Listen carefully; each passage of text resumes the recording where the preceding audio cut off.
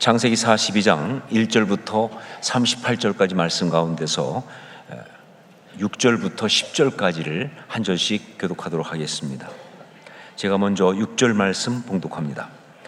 때에 요셉이 나라의 총리로서 그 땅 모든 백성에게 곡식을 팔더니 요셉의 형들이 와서 그 앞에서 땅에 엎드려 절하매 요셉이 보고 형들인 줄 아나 모르는 체하고 엄한 소리로 그들에게 말하여 이르되 너희가 어디서 왔느냐? 그들이 이르되 곡물을 사려고 가나안에서 왔나이다. 요셉은 그의 형들을 알아보았으나 그들은 요셉을 알아보지 못하더라. 요셉이 그들에게 대하여 꾼 꿈을 생각하고 그들에게 이르되 너희는 정탐꾼들이라 이 나라의 틈을 엿보려고 왔느니라. 함께 읽습니다. 그들이 그에게 이르되 내 주여 아니니이다. 당신의 종들은 곡물을 사러 왔나이다. 아멘. 요셉은 애굽의 총리가 되어서 정말 멋있게, 그야말로 아주 멋있게 그 어려운 일을 잘 감당하고 있었습니다. 쉬운 자리가 아니죠. 특히 요셉처럼 그렇게 배경도 없고 교육도 없고 그리고 어떤 출신도 받쳐주지 않는 그런 사람에게는요, 절대 그렇게 쉽게 감당할 수 있는 그런 자리가 아닙니다. 그런데 하나님께서 지혜와 능력을 주셔서 요셉은 그 어려운 총리의 일을 아주 잘 감당하고 있었습니다. 거기에다가 애굽의 영적 최고 실세라고 할 수 있는 온의 제사장 보디베라의 딸 아스낫과 결혼을 해서 가정을 이루고 그리고 아들을 둘이나 얻었으니 정말 성공했다라고 말할 수 있습니다. 그 인생 그야말로 확 폈다라고 말할 수 있는 그런 것이죠. 그런데 결코 그렇지는 않다. 이렇게 보이는 모습으로 보면 요셉은 정말 행복할 것이고 걱정이 없을 것처럼 보일지 모르겠지만 실상은 그렇지 않았을 것이다. 왜냐하면 그에게는 아직 풀지 못한 너무 아픈 문제가 있었기 때문에 그렇습니다. 어떤 문제냐? 바로 형제들과의 관계라고 하는 문제입니다. 형제들과의 관계. 형들이 자신을 죽이려고 했습니다. 그리고 애굽의 노예로 팔았습니다. 어마어마한 상처죠. 어마어마한 아픔이죠. 물론 그 아픔과 상처는 다 아물었습니다. 고난 속에서 하나님을 인격적으로 만나면서 하나님과의 관계가 회복되었고 그리고 므낫세의 영성으로 자신의 내면에서 그것을 다 정리했습니다. 하지만 그렇다고 해서 완전히 회복되었다 그렇게 말 못한다는 것이죠. 형제들과의 관계 그 문제, 그건 여전히 그의 가슴 속에 풀지 못한 숙제로 남아있었다. 정말 납덩어리처럼 무겁게 자리하고 있는 그런 문제였다. 상처는 치유가 되었지만 그러나 관계의 단절이라고 하는 상흔이 여전히 크게 남아있기에 그 자신의 마음을 힘들게 하고 어둡게 하고 있었다 하는 것이죠. 자, 그러면 요셉은 왜 그 문제를 풀지 않고 그대로 가지고 있었을까요? 그렇게 아프면서도 그렇게 힘들면서도 왜 요셉은 그 문제를 풀지 않고 그냥 가지고 있었을까? 몇 가지 이유가 있었을 거라고 생각합니다. 우선 너무 바쁘고 경황이 없었으니까. 그동안 너무 바빴죠. 경황이 없었죠. 그러니까 그 문제를 손 못 대고 있었을 것이다 라고 생각할 수 있습니다. 아니면 그 정도면 되었다고 적당히 포기한 것이든지, 사는 게 다 그렇지 뭐 그냥 그 정도면 됐어 라고 적당히 포기한 것이든지, 혹은 그것이 반드시 해결해야 하는 것을 몰랐든지, 이게 반드시 해결해야 되는 그런 것인 것을 몰랐든지, 이런 몇 가지 이유로 요셉은 그 아프고 힘든 문제를 풀지 못하고 그냥 방치하고 있었습니다. 하지만 우리 하나님은 그 문제를 풀기 시작하셨어요. 요셉은 아무것도 안 하고 있었는데 하나님이 그 문제를 풀기 시작하신 거예요. 왜냐하면요, 우리 하나님은 회복하시는 하나님이시기 때문에 그런 거예요. 우리 하나님의 역사는요, 회복의 역사이기 때문에, 그러니까 하나님께서 요셉의 삶 가운데서 역사하신다면 그것 먼저 푼다 그 말이죠. 회복하신 하나님이시니까, 회복의 역사를 행하시는 분이시니까 그리고 또 한 가지, 하나님은 요셉에게 무엇이 가장 필요한지를 너무나 잘 아시기 때문에 그렇죠. 하나님은 요셉에게 무엇이 가장 필요한지를 너무나 잘 아시기 때문에 누가복음 19장에 보면 예수님께서 여리고의 세리장 삭개오를 만나는 그런 이야기가 나옵니다. 자, 그런데 그 이야기를 가지고 어느 날 말씀을 묵상하다가 제가 너무 은혜가 되어서 하마터면 울 뻔한 적이 있었습니다. 그것은 예수님을 보기 위해서 돌 무화과나무 위에 올라간 삭개오. 그런데 예수님께서 어떻게 아시고 그 밑을 지나가시면서 삭개오의 이름까지 불러요. 그래서 삭개오야 내려오라. 내가 오늘 내 집에 유하여 하겠다. 정말 파격적인, 굉장히 놀라운 그런 말씀을 하셨어요. 삭개오가 깜짝 놀랐죠. 그래서 급히 내려와서 예수님을 영접하고, 그리고 자기 집에 모셨을 때 그때 너무 은혜가 되니까 삭개오가 거기서 헌신하고 결단합니다. 내가 누구 것을 도둑질한 일이 있으면 4배를 갚겠습니다. 그리고 내 재산의 절반을 쪼개서 가난한 자에게 다 주겠습니다 라고 회개하고 헌신하는 그러한 고백을 했을 때, 그때 예수님께서 구원이 이 집에 이르렀다 라고 말씀하신 다음에 하셨던 그 다음 말씀이 바로 저를 그렇게 울컥하게 만들었던 은혜의 말씀이었습니다. 뭐라고 말씀하셨느냐? 바로 이 사람도 아브라함의 자손이미로다 라고 말씀하셨어요. 구원이 이 집에 이르렀으니 그 다음에 뭐라고 말씀하셨느냐? 이 사람도 아브라함의 자손이미로다 라고. 아니, 구원의 어떤 그런 좋은 말들이 굉장히 많을 텐데 왜 하필이면 그 중에서 아브라함의 자손이란 말을 했을까? 예수님께서. 그게 삭개오의 가슴 가운데 가장 큰 아픔이니까 그걸 아셔서, 바로 그것이 삭개오의 가슴 속에 있는 가장 큰 아픔이기 때문에 그렇게 말씀하신 거예요. 삭개오는 돈을 벌기 위해서 로마의 앞잡이인 세리가 되었습니다. 그래서 그걸 또 얼마나 열심히 했으면 세리장까지 됐겠습니까?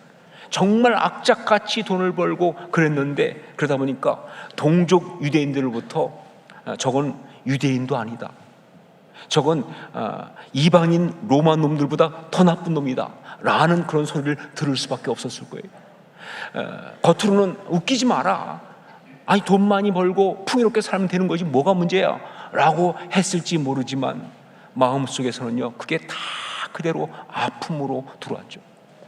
자, 그러면서 엄청난 소외감과 결핍, 외로움에 잡히게 되고, 그러다 보니까 그렇게 부자이면서도 행복하지 않죠. 오히려 비참했습니다. 얼마나 비참했느냐? 돌 무화과 나무에 올라갈 정도로. 자, 그런데 예수님이 그의 중심에 있는 그 아픔과 갈망의 문제를 정확히 보신 거예요. 그가 가장 원하는 것, 가장 듣고 싶어하는 것이 무엇인지 정확히 보신 거예요. 이 사람도 아브라함의 자손이라고. 그렇게 말씀하실 때, 그때 삭개오는 그 말씀 앞에서 얼마나 울었겠습니까? 우리 하나님은 바로 그런 분이십니다. 우리 주님은 바로 그런 분이십니다. 우리 마음 중심에 있는 그 문제를, 삶이 진정으로 행복하기 위해서는 반드시 회복되어야 될 바로 그 문제를 정확히 보시고 그걸 회복하시는 역사를 행하시는 분이 바로 우리 하나님이시다 하는 것이죠. 하나님은 요셉에게도 그렇게 역사하셨습니다. 바로 그것이 요셉이 총리로 정신없이 일하고 있는 그 이야기 말미에 마치 엘리야의 기도 때에 언약의 구름이 저 손바닥만하게 올라오듯이 그렇게 말씀에 나오고 있어요. 우리가 그냥 보면 잘 몰라요. 그런데 자세히 그것을 알고 보면 기가 막히게 그 가운데 언약의 구름이 떠오르듯이 그렇게 말씀이 나오고 있습니다. 창세기 41장 57절 말씀을 함께 읽겠습니다. 같이 읽습니다. 각국 백성도 양식을 사려고 애굽으로 들어와 요셉에게 이르렀으니 기근이 온 세상에 심함이었더라. 예. 요셉이 총리가 돼서 이제 풍년 때 곡식을 저장했다가 흉년이 오니까 이제 그 곡식을 사람들한테 이렇게 팔고 공급하기 시작하잖아요. 그런데 그 얘기를 쭉 하면서 성경이 뭘 얘기하느냐?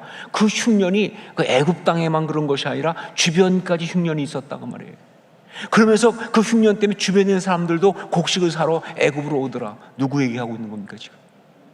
여기에 지금 하나님이 뭘 담아 놓으신 거예요? 예, 형들을 담아 놨잖아요. 이게 하나님 역사예요, 여러분. 하나님은 그렇게 역사하신다 그 말입니다. 예, 바로 그 모든 일을 가지고 하나님은 이제 요셉을 회복시키기 위한 그러한 작업들을 지금 하고 계시는 거예요. 이 창세기 41장의 마지막 이 한 절 말씀은요, 42장 이야기를 열기 위한 말씀이에요. 그런데 42장부터 이야기는 바로 뭐예요? 요셉이 그 형들을 만나는 그런 이야기 아닙니까? 즉 하나님께서 요셉을 위해서 그 회복의 역사를 행하시는 바로 그 이야기다 그 말이에요. 예, 하나님은 지금 요셉을 위해서 당신의 회복의 역사를 행하고 계시는 거예요. 다른 어떤 것보다 이 회복이 요셉에게 필요한 것을 아시기 때문에, 그리고 이제 그 회복의 역사가 일어날 때가 되었음을 아시기에 그 기근을 통해서 요셉의 형제들로 하여금 양식을 사러 오게 만들면서 이제 만나게 하시는 거예요. 이게 하나님의 역사다. 제가 미국에서 중부에 있는 어떤 도시에 집회를 갔는데 거기서 만난 한 집사님의 간증을 들었습니다. 이분은 40대 후반 정도 되신 분인데 그때 고등학교 때에 미국으로 이민을 왔다고 그래요. 그런데 어떻게 왔냐면 미국에 먼저 와 있던 아버지가 초청을 해서, 그래서 이제 고등학교 때 미국으로 오게 된 거예요. 근데 그 아버지가 미국에 와 있는 그 이야기가 좀 사연이 있어요. 이 아버지는 한국에서 사업하다가 망했어요. 부도가 났습니다. 그래서 해외로 도피를 했어요.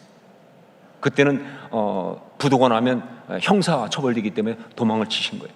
그래가지고 다른 나라로 하다가 미국으로 들어가신 거예요. 가서 불법 체류로 있으면서, 그러면서, 그러니까 한국에는 그 부인과 그리고 아들만 놔두고 그냥 팽개치고 도망친 거예요. 그리고는 막 있다가 미국에 가서 거기서 이분이 어떤 다른 한인분과 결혼을 했어요. 뭐 사연이 있었겠죠. 뭐 불법 체류를 면하기 위해서 그랬는지 모르겠지만, 그러나 여하튼 그건 뭡니까? 한국에 있는 아내와 아들을 버린 거죠. 자, 그런 상황에 있을 때 그 어머니가 남편한테 연락을 해가지고 다른 건 부탁하지 않겠다. 그런데 이 아들은 미국 가서 공부할 수 있게 좀 초청해 달라고. 이 아들이 어머니하고 있는 것 그것보다는 미국 가서 공부하는 게 좋을 것 같다 해서 그 아버지한테 이 아들을 좀 초청해서 공부할 수 있게 해달라. 그래서 그 아버지가 그걸 허락하고 초청을 해준 거예요. 그래서 미국에 가서 이제 공부를 하게 됐는데 가서 정말 힘들었다고 합니다. 아버지와의 관계도 너무 힘들었고, 그리고 새어머니와의 관계는요 그야말로 최악이었다. 무엇보다 이 사람이 힘들었던 것은 한국에 두고 온 어머니 때문에 마음이 너무 미안하고 그래서 너무 힘들었다는 거예요. 그래서 정말 그런 가운데 고등학교를 졸업하고 이제 대학에 들어가면서, 그 대학이 바로 그 갔던 그 도시에 있는 그쪽 대학이에요. 중부지방에 있는 그 대학에 들어가면서 그때부터 독립을 했다는 거예요. 그래서 정말 열심히 일하고 공부하고 하면서 그냥 독립을 해가지고, 그리고는 이제 대학을 졸업하고는 직장도 그곳에서 잡은 거예요. 그러면서 그때 거기서 이제 그곳에 있는 한인교회를 나갔는데 그 한인교회에서 정말 믿음이 좋은 자매를 만났고 그리고 결혼을 한 거예요. 그래서 아들을 셋이나 얻은 그 가정을 이룬 거예요. 너무 행복한 삶을 살고 있는 것이죠, 겉으로 볼 때는. 그런데 어느 날 그 집사님의 부인 집사님이 자기한테 와서 이런 얘기를 하더라는 거예요. 한국에 계신 어머니를 모셔오자고. 그때 자기는 막 울 뻔했대. 아내는 보았던 거예요. 겉으로는 다 괜찮은데 이 마음에 아픔이 있는 것을, 한국에 있는 어머니 때문에 고통하는 걸 아니까, 그래서 아내가 한국에 있는 어머니를 모셔오자고 얘기한 거예요. 정말 그때 이분은 정말 너무 눈물이 나는 것이, 정말 그 어머니를 모셔오고 싶었지만 엄두가 안 나고 특히 아내한테 도대체 말할 어떤 용기가 없어서 못하고 있었는데, 아내가 먼저 와서, 참 보면은 가끔 보면 한국 사람들은 이런 식으로 시도 때도 없이 와이프 자랑들을 하더라고요. 하여간 그 아내가 먼저 와서 모셔오자고 하니까 너무 고맙고 정말 미안하기도 하고, 그래서 눈물이 막 나는. 그런데 그것보다 이분이 정말 눈물이 났던 것은 자긴 그때 봤다는 거예요. 하나님이 아내의 마음을 움직여서 그렇게 하신 것을. 그게 정말 너무 은혜가 되더라는 거예요. 자기 마음속에 어떤 아픔이 있는지를 하나님이 아시고, 믿음의 사람인 아내의 마음을 감동해서 움직여서 그렇게 했다는 사실을 보니까 너무 눈물이 나고 감사한 거예요. 그래서 이제 한국에 계신 어머니를 초청을 해가지고 그래서 모시고 와서 살게 되었습니다. 온 가족이 정말 행복하게 살았답니다. 특히 그 한국에서부터 신앙생활 잘하고 있던 어머니는요, 와서 온 가족을 위한 중보기도자로 기도해 주면서 또 교회에서도 막 열심히 섬기시면서 아주 좋은 영향력을 많이 미쳤고요. 그렇게 함께 살면서 그동안 자신들이 잃어버렸던 그 모든 시간들을 회복하면서 행복하게 그렇게 살았다는 거죠. 자, 그런데 어느 날 어머니와 아내가 자기한테 또 굉장히 힘든 이야기를 하나 했다고 합니다. 그건 바로 LA에 살고 있었던 아버지에 대한 이야기였다고 그래요. 아버지는 그때 어떤 상태였느냐? 아버지가 어느 날 스트로크, 그러니까 풍을 맞았어요. 그래가지고 몸이 불편하게 됐는데, 그러자 같이 살던 그 부인이 아버지를 버렸어요. 그래서 혼자서 아무 케어도 못 받고 그렇게 불편한 몸으로 살고 있는, 비참하게 살고 있는 그 소식을 어머니가 안 거예요. 그래서 어머니와 아내가 와가지고 아버지 모셔오자. 그때 벌쩍 됐다고 그래요. 아니요, 우리가 그동안 얼마나 많은 상처를 받았고 아버지가 우리한테 어떻게 했는데 뭘 모셔오냐고, 지금 와서 그 모셔서 어떡하겠냐고 막. 그런데 그때 어머니가 그 아들한테 내가 정말 원한다고, 내 소원이라고, 아버지 좀 모셔오자. 자기는 그때 어머니가 이해가 안 됐다고 그래요. 아니, 누구보다 상처를 많이 받은 분이 왜 저러시는지 말이죠.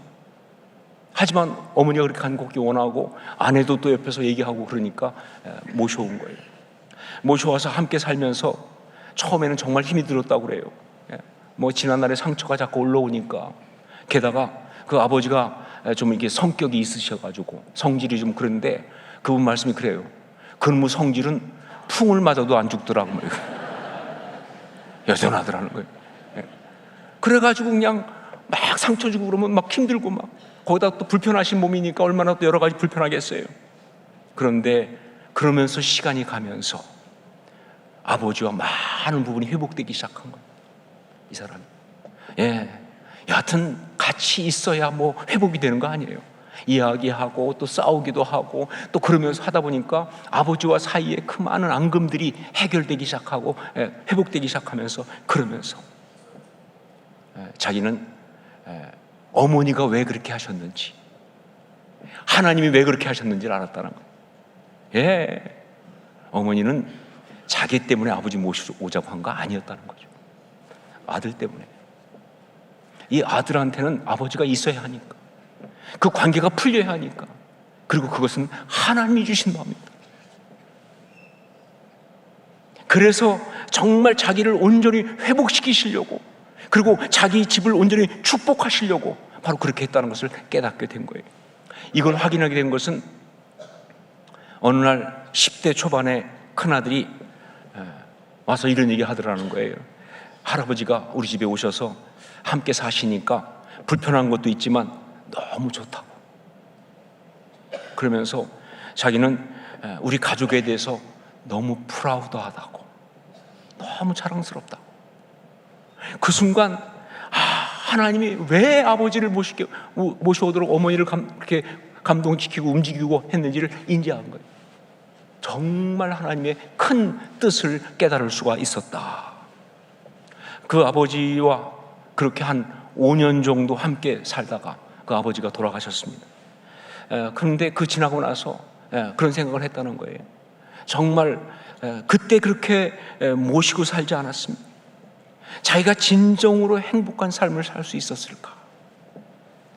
결국은 죽을 때까지 한쪽에서는 구멍이 뻥 난 상태로 살았겠죠. 그게 아버지 아닙니까? 그게 부모 아닙니까? 그런데 그래도 그 5년 동안 모시고 살면서 함께 있다 보니까 정말 자기 안에 얼마나 큰 감사가 있는지, 무엇보다 자기 아이들 앞에서 내가 정말 당당하다, 이 집안 전체에 대한 어떤 그런 하나님의 축복, 이런 것들을 정말 누릴 수가 있다, 그런 걸 생각하면서 회복하게 하시는 하나님 역사에 대해서 너무 감사할 수밖에 없었다, 그렇게 간증을 했습니다. 우리 하나님은 회복하시는 하나님이십니다. 우리 하나님은 회복의 역사를 행하시는 하나님이십니다. 요셉에게 그렇게 회복의 역사를 행하셨던 그것처럼 지금 우리에게도 바로 이런 회복의 역사를 행하시는 바로 그런 하나님이십니다. 이게 성경의 말씀이에요. 자, 그런데 이런 하나님의 회복의 역사가 우리 가운데 온전히 일어나기 위해서는요, 우리가 믿음으로 해야 할 것이 있다는 사실을 기억하십시오. 하나님의 회복의 그 역사가 온전히 이루어지기 위해서는요, 우리가 믿음으로 감당해야 할 것이 있다, 그 말입니다. 물론 회복의 역사는 하나님이 하시는 거예요. 우리 힘으로 하는 거 절대 아니죠. 하지만 그 회복이, 온전한 회복이 되기 위해서는요, 우리 믿음이 필요한 거예요. 축복도 그렇고 회복도 그렇고, 하긴 이 복자로 끝나는 것들은요, 우리 믿음이 필요해요. 받을 그릇이 있어야 받을 거 아니에요. 아니 우리가 온전 믿음을 받아야 그 회복이 진짜 회복이 되는 거니까 우리의 믿음에 어떤 역할이 필요하다 하는 것이죠. 그거를 오늘 말씀에서 요셉이 아주 잘 보여주고 있습니다. 오늘 말씀을 보면서 한 가지 좀 의아한 것이 있죠. 7절 말씀을 함께 같이 읽겠습니다. 7절 같이 읽습니다. 요셉이 보고 형들인 줄을 아나 모르는 체하고 엄한 소리로 그들에게 말하여 이르되 너희가 어디서 왔느냐? 그들이 이르되 곡물을 사려고 가나안에서 왔나이다. 왜 요셉은 형들인 줄 알면서도 모른 채 했을까요? 여러분, 왜 요셉은 형들인 줄 알면서도 모른 채 했을까요? 형들을 골려 먹으려고 그랬습니까? 그런 분위기가 절대 아니죠. 아니면 형들한테 복수하려고. 상당히 타당성이 있어 보입니다. 왜냐하면요, 이거는 형들이 요셉을 죽이려고 했던 그 창세기 37장 18절 말씀, 요셉이 그들에게 가까이 오기 전에 그들이 요셉을 멀리서 보고 죽이기를 꾀하여 라는 그 말씀과 여기 이 7절 말씀이 아주 기가 막히게 대비가 되는 말씀이거든요. 보세요. 형들이 그때 요셉을 보고 히브리어로 라아라는 말이 나옵니다. 본다, 라. 죽이기를 꾀했는데 히브리어로 나칼이라고 하는 말이에요. 그런데 이제 상황이 바뀌었습니다. 이번에는 뭐예요? 7절 보니까 요셉이 형들을 보고 라아죠. 그리고 모르는 채 나카르예요. 나칼이 아니라 딱 끝에 한 단어만 달라요. 영어로 표현하면 엘이 아니라 알이에요. 그래서 나카르예요. 일종의 언어 유희죠. 이걸 통해서 뭘 보여준 것 같습니까? 지금 볼 때는 언뜻 보면은 요셉이 지금 복수하고 있는 거예요. 옛날 받았던 거 그대로 돌려주고 있는 것입니다. 그냥 그대로 돌려주는 정도가 아니라 정말 더 철저하게 그렇게 갚아주고 있는 그런 것처럼 보인다, 그 말이에요. 하지만 절대로 아니죠. 그런 파괴적인 마음, 그런 못된 마음, 그렇게 죄에 오염된 마음에서 지금 이렇게 하고 있는 거 아니라는 거예요. 여러분 뒤에 보세요. 나중에 보인 요셉의 행동을 보면 절대 아닌 걸 알 수 있죠. 절대 그렇게 막 복수하려고 막 이렇게 한 거 아닌 걸 알 수가 있죠. 무엇보다 이게 뭐예요? 지금 하나님의 회복의 역사 아닙니까? 하나님의 회복의 역사이기 때문에 그런 복수하는 상한 마음일 수가 없는 거예요. 마귀는 몰라도요, 하나님은 절대로 복수하는 상한 마음을 도와주시지 않습니다. 그건 하나님의 역사가 아니에요. 자, 그러면 왜 요셉은 형들을 보고도 모르는 채 했을까요? 그것은 요셉에게 물어봐야 한다. 하지만 여러분, 요셉한테 물어보지 않고도 알 수 있습니다. 9절에 나오거든요. 그 이유가. 9절 말씀 같이 읽겠습니다. 함께 읽습니다. 요셉이 그들에게 대하여 꾼 꿈을 생각하고 그들에게 이르되 너희는 정탐꾼들이라 이 나라의 틈을 엿보려고 왔느니라. 요셉이 그들에게 대하여 꾼 꿈을 생각하고, 이겁니다. 이게 뭘 말하고 있어요? 이것은 바로 하나님의 역사하심, 그 섭리를 그가 생각했다, 그 뜻입니다. 하나님의 역사하심, 그 섭리를 생각했다. 지금 형들이 와가지고 요셉 앞에 엎드렸잖아요. 그걸 딱 보는 순간 뭐가 떠올랐어요? 어릴 때 꿨던 꿈이 떠오른 거예요. 그때 곡식단, 그다음에 해달별, 자기한테 막 절하던 거, 이 꿈이 떠오른 거예요.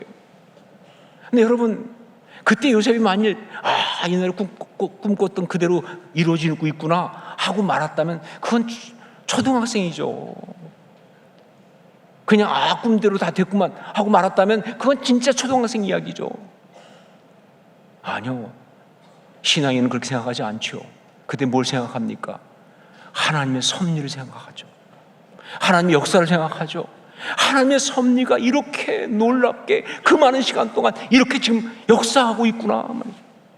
그리고 지금도 그 섭리가, 지금도 그 역사하심이 이 진행 중에 있구나 라고 그렇게 생각하죠. 바로 그래서 요셉은 모르는 채 한 거예요. 하나님의 섭리, 그 역사하심이 온전히 이루어지도록 요셉이 모르는 채 한 거예요. 감정적으로는 참을 수가 없죠. 그냥 당장 형님들 하면서 가고 싶지만, 그러나 영적으로 민감한 요셉은 그 순간 하나님의 섭리와 역사하심의 시간표를 느낀 거예요. 기다려야 한다는 것을, 아직은 아니라는 것을. 그래서 순종함으로 모르는 채 한 것이다, 그 말입니다. 여러분, 하나님께서 우리 가운데 회복의 역사를 행하실 때 그 회복이 온전한 것이 되기 위해서는요, 우리의 믿음의 순종이 절대적으로 필요하다고 말씀드렸죠. 근데 그때 그 믿음은 두 가지를 얘기합니다. 하나가 뭐냐? 하나님의 회복의 역사심에 대하여 민감하게 깨닫는 영적인 지혜를 말해요. 하나님의 회복의 역사심에 대해서 민감하게 깨닫는 영적인 지혜. 여러분, 믿음은 그냥 무식하게 믿는 게 믿음이 아니에요. 믿음은요, 영적인 지혜로움이 믿음이에요. 여러분, 영적 무지가 불신앙 아닙니까? 그런 것처럼 영적인 지혜가 바로 믿음인 거예요. 특히 하나님의 이 회복의 역사를 위해서는요, 그 역사하심의 방향과 그리고 시간이라고 하는 이 두 가지에 아주 민감해야 돼요. 우리가 하나님의 그 회복하심의 그 역사를 진행하는 방향, 이거 우리가 잘 알아야 돼요. 만약 이 방향을 모르면요, 이거 정말 이야기 심각해집니다. 하나님은 지금 그 회복의 역사를 진행하면서 이쪽 방향으로 가고 있는데, 그런데 그 방향에서 무지한 우리는 자기 생각대로, 자기 감정대로 이쪽 방향으로 가면서 그냥 가기만 하면 좋은데 또 기도도 열심히 하잖아요. 주여 주실 줄 믿습니다 해가면서. 하나님 입장 곤란하죠. 응답 안 할 수도 없고. 여러분, 그런데 이 우스운 일들이 이게 우리 주변에서 얼마나 많이 일어납니까? 특히 믿음이 좋다는 사람 중에 이런 사람이 얼마나 많으냐, 그 말이에요. 자기 생각을 고집하는 거예요. 하나님의 방향에 대해서 몰라요. 이건 안 된다는 것이죠. 하나님의 그 회복의 역사하심의 방향을 정확히 아는 것, 이게 정말 중요한 거예요. 그리고 또 한 가지, 그 회복하심의 그 역사의 시간에 민감해야 돼요. 여러분, 하나님의 역사의 70%는요, 아니 어쩌면 80%일 수도 있어요. 전부 다 때와 관계가 있습니다. 그러니까 때가 굉장히 중요해요. 그래서 성경에 많이 나오는 게 뭡니까? 때가 이름에 아니에요. 때가 참에 아닙니까? 정확한 때가 돼야 그게 역사가 이루어지는 거예요. 그 때를 못 맞추면 그거 다 그냥 망하는 거예요. 그러니까 정말 그 믿음은, 영적 그 지혜로운 뭐냐? 하나님의 때를 잘 아는 거예요. 그 때를 느끼는 거예요. 이 영적인 지혜로움, 영적인 지혜가 바로 믿음이에요. 전 여러분이 그런 믿음 가질 수 있기를 주님으로 축원합니다. 영적인 지혜로움이 있어야 돼요. 자, 그리고 또 한 가지 뭐냐? 하나님의 회복의 역사하심을 위해서 전적으로 순종하는 거예요. 하나님의 회복의 역사하심을 위해서 전적으로 순종하는 것. 그 방향이 하나님 방향이 이쪽이다라고 한다면요, 그게 내가 원하는 것이 아니라 할지라도, 평소에 내가 생각했던 것, 내가 하고 싶었던 것, 내가 추구했던 것이 아니라 할지라도 하나님의 역사하심이 그거라면 거기에 전적으로 순종할 수 있어야 돼요. 이게 진짜 믿음이에요. 이게 십자가 신앙입니다. 여러분, 예수님 보여주셨잖아요. 나의 원대로 마옵시고 아버지 뜻대로 하옵소서. 그냥 깨닫는 거로 끝나는 게 아니라 뭐예요? 순종할 수 있어야 돼, 그 방향으로. 이게 진짜 믿음이죠. 뿐만 아니라 그 시간에 대해서, 즉 하나님의 때에 대해서 전적으로 또한 순종할 수 있어야 합니다. 정말 그 순간이 하나님의 때라고 한다면 아무리 내 생각 볼 때는 아닌 것 같고 두렵고 준비가 안 된 것 같고 뭐 별 어떤 것이 다 있어도 그냥 뭐예요? 전격적으로 순종하는 거예요. 하나님 때라면요, 그냥 전격적으로 순종하는 거예요. 이게 믿음이다, 그 말입니다. 뭐 아직 안 됐으니까 다음에 하면 안 될까요? 여러분, 다음에 하면은 마귀의 전략이에요. C.S. 루이스가 스크루테이프 일기라는 그 편지라는 그 책에서 이미 다 얘기했어요. 다음에 하자, 다음번에 좀 더 알아보고. 그거는 마귀의 전략이에요. 그게 하나님의 때라고 한다면 그냥 전격적으로 순종하는 거예요. 이것이 정말 믿음이다, 그 말이에요. 그런데 여러분, 그 반대도 또한 중요하죠. 그러니까 하나님의 때라고 그래서 전격적으로 순종하는 것만 믿음이 아니라 그 반대로 나는 아무리 하고 싶어도, 나는 아무리 급하고 그래도 말이죠, 하나님의 때가 아직 아니면 기다릴 수 있어야 한다는 거죠. 참고 기다리고 하나님의 때가 이르기를, 이게 정말 또한 믿음이에요. 참 많은 사람이 이 부분에 걸려 넘어가죠. 그렇죠? 특히 믿음 좋다는 사람들이 막 그냥 여기에 걸려 넘어가는 거예요. 답답해갖고 말이죠. 그냥 하나님 어느 때까지니까, 뭐 어느 때까지예요? 하나님 말씀하실 때까지지. 뭘 자꾸 물어봐. 그렇죠? 기다리면 되지. 그냥 기다림이 아직 때가 아니기 때문에 그것이 무르익길 기다림이, 그게 믿음인 거예요. 바로 그래서 요셉은 모르는 채 했던 겁니다. 그리고 이어지는 여러 가지 이야기가 다 그런 거예요. 그래서 그 다음에 막 그냥 뭐 형들 주머니에다 돈 집어넣고 뭐 또 잔 집어넣고 막 뭐 그러면서 일을 만들고, 그러면서 나중에 막내 동생이 있으니까 데려오라고 막 시키고 막. 사실 굉장히 정말 답답하죠. 더군다나 막 그냥 막내 동생 데려오라고 보냈더니 이것들이 뭐예요? 바로 데려올 줄 알았더니 안 데려오죠. 그렇죠? 곡식이 있으니까 안 오잖아요. 그렇죠? 얼마나 답답했겠습니까? 제가 요셉 같았으면 당장 쫓아갔어요. 가서 이거 뭐 어떠라는 거야? 이렇게 할 것 같은데 기다리죠. 요셉은 기다립니다. 왜? 하나님의 때가 아직 이르지 않았음을 알기 때문에. 하나님의 시간표를 신뢰하면서 거기에 순종하기 위해서 자기의 상처와 감정을 이기면서 그는 기다렸다는 것이죠. 여러분, 우리 하나님은 회복하시는 하나님이십니다. 우리 하나님은 우리를 너무 사랑하시기 때문에 우리를 위해서 회복의 역사를 행하시는 그런 하나님이시라고요. 성경은 오늘 말씀을 통해서 바로 그 하나님, 그 역사하심에 대해서 우리한테 이야기하면서 동시에 또 한 가지를 말씀하십니다. 그 회복의 역사가 온전히 이루어지기 위하여 우리의 믿음이 필요하다고. 우리의 믿음이 필요하다고.